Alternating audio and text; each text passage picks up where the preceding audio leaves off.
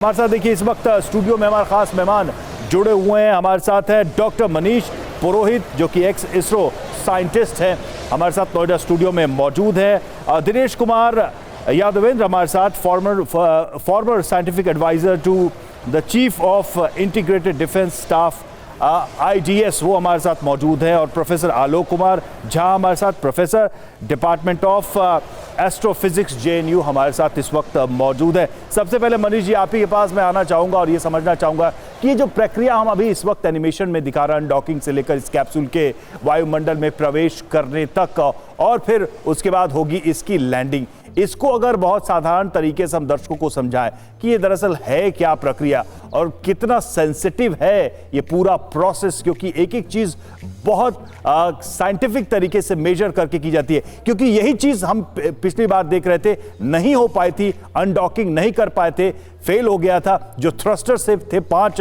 वो काम नहीं कर रहे थे और उसके बाद इसमें देखिए 9 महीने का वक्त लग गया। देखिए एक्चुअली जो मेन एस्पेक्ट है इस पूरे प्रोसेस का वो यह है कि स्पीड जो 27,000 किलोमीटर पर आवर की स्पीड है उसको कम करते करते 5-6 मीटर पर सेकंड की स्पीड तक लाकर स्प्लैश डाउन करवाना है।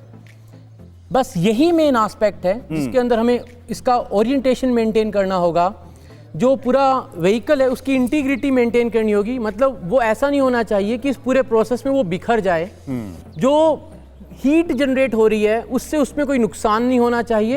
एंड जो उसके अंदर एस्ट्रोनॉट्स बैठे हैं उनके ऊपर किसी भी तरीके की कोई भी लोड हो, चाहे वो थर्मल हो या स्ट्रेस हो या ग्रेविटी का पुल हो, कुछ भी हो, वो उनको कोई परेशानी नहीं होनी चाहिए। तो पूरी जो कैलकुलेशन है वो सिर्फ इसी एस्पेक्ट को लेकर है, जिसके चारों तरफ ये सारे ताने बाने जो जोड़े गए हैं, वो जो पूरा प्लान बनाया गया है वो इसी को एग्जीक्यूट करने के लिए बनाया गया है।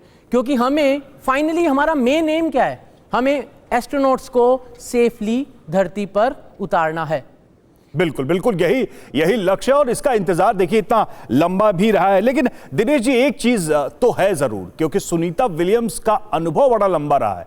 आप देखिए एक बार में इतने समय तक अंतरिक्ष में स्पेस सेंटर में समय बिताने वाली वो तीसरी महिला हैं और टोटल अगर देखा जाए उनका अनुभव स्पेस में तो ये अपने आप में बहुत ही अद्भुत रहा है। तो क्या ये सब एक्सपीरियंस भी काम आते हैं ऐसे स्पेस मिशन में जब थोड़ा मामला क्रिटिकल हो गया, इतना डिले हो गया और फिर वापसी हो रही है? तो सुनीता विलियम्स जैसी एस्ट्रोनॉट वहां पर बैठी हुई हैं जिनको इसके पहले भी इस तरह के अनुभव काफी रहे, तो वो अपने आप में पूरी टीम के लिए कितनी मददगार साबित होती है चीज? मुझसे पूछा आपने? जी हाँ, एक्सपीरियंस तो बहुत मायने रखता है क्योंकि ये इनका 3rd ट्रिप रहा और कुल मेरे ख्याल से 600 दिन से ज़्यादा टोटल इनका स्पेस में रहने का एक्सपीरियंस रहा है।